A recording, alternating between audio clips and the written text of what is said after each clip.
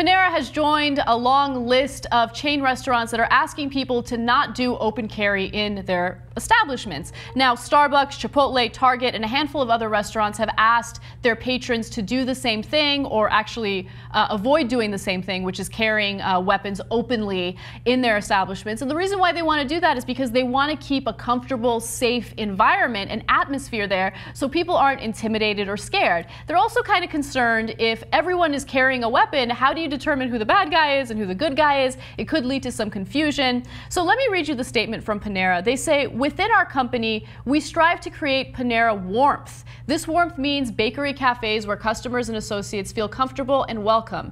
To this end, we ask that guns not be brought into this environment unless carried by an authorized law enforcement officer. I think that that makes all the sense in the world, but who knows? You guys might disagree with me. Maytha, make your point. I think it would make sense to most people, but not to unarmed black people, because as the statement did mention that authorized law enforcement are allowed to carry weapons into their establishment as well, which is also the case for these other restaurants that have banned patrons with guns to come in. So for me, it'd be fair if that law was extended to law enforcement. And I think that's centrally what is controversial for people who are pro-gun lobby, is that they don't have the ability to protect themselves from law enforcement, who are always armed.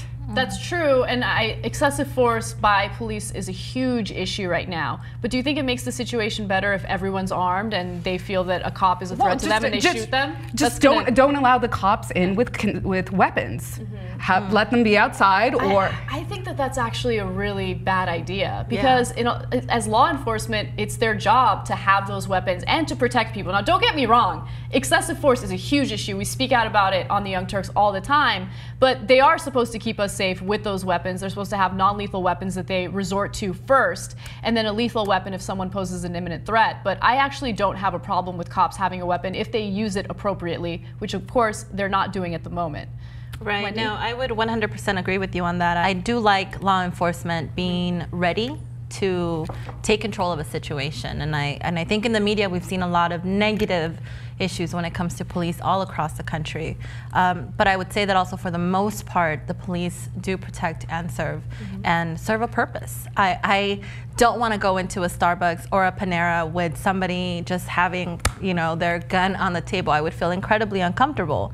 Having traveled though to Latin America, Mexico specifically, I was shocked when I saw the federales with their big guns, and it's just a normal everyday thing, and I would not be able to handle that in the US. I love that you brought that up, because that was definitely a jarring element of traveling to Mexico. There were, these big trucks. They were almost like Hummers, and there were a bunch of, military members sitting there with these huge rifles, and they're just, going down the street like it's no big deal. And it does create this environment of fear and intimidation. So I understand that.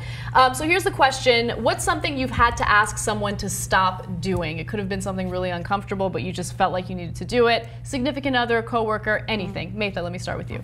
Whenever people use the word ghetto, I ask them what they mean by that, because implicitly what that's a code for is poor black people, even though what many people don't know, or poor black neighborhoods, because that's what they're referring to, but they're trying to not say that. And so they'll say, oh, that's ghetto, or she's so ghetto, but what do you actually mean by it? And so when I ask them where it comes from, and almost like 9 times out of 10 people don't know where it comes from, I explain to them that what it meant, it's an Italian word for a Jewish neighborhood that later became a camp, so a concentration camp for Jewish people. So I think we need to be really conscious of the etymology of these words and what they mean now. And for me, it's just very offensive. Yeah, good point. Wendy? Words obviously have a huge impact on how we see our society. So I'm going to piggyback off May and just say, many years ago, I met a friend of mine. We're still really amazing friends. She had a son with Down syndrome. And at that time, because just verbatim or whatever, I would say a lot of things that I thought were dumb, like, oh my God, that's retarded. Yes. And so she was very quick to snap me out of that and just correct me every time.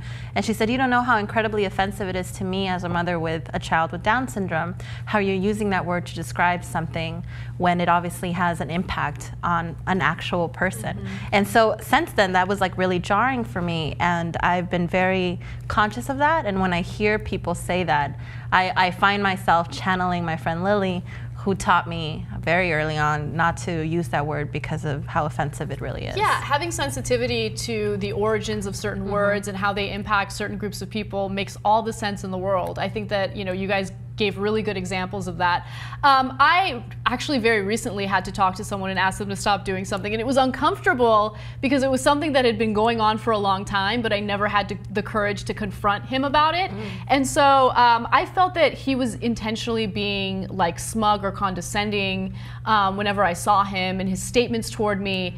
And then finally it just kind of reached a boiling point, and I had to tell him, like, you need to stop. And honestly, even though it was scary leading up to it, it was one of the best things that I ever did, because this is someone that I respect and really like, and I wanted to like salvage our relationship. And had I not told him, you know, you need to stop this, he would have never realized it. And he wasn't intentionally being condescending at all. He didn't realize he was doing what he was doing. And so he was more aware of his behavior, and that changed things, and things are totally cool now. So yeah, sometimes you got to confront people about things that they do that you don't agree with, and even if they're your good friends, and even if it makes you uncomfortable, that's the best way to handle the situation. So tell us what you guys think. Have you ever had to do something similar? Have you had to confront someone about something that they're doing that you don't like? And also, what do you think about this whole open carry issue? Would you feel comfortable in a restaurant or any type of establishment if people are openly carrying weapons? Comment in the section below, and we'll see you guys soon.